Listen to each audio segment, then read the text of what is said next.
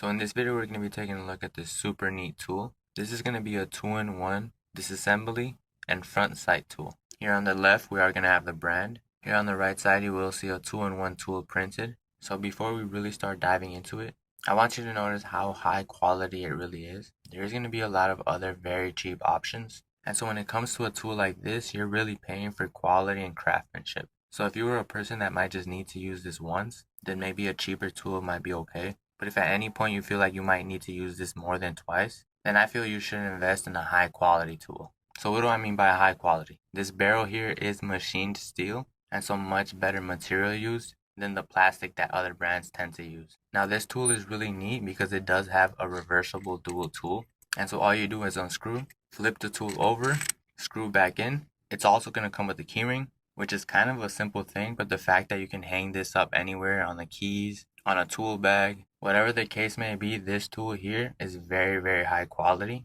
definitely built to last, and I've really been enjoying it. Highly recommended.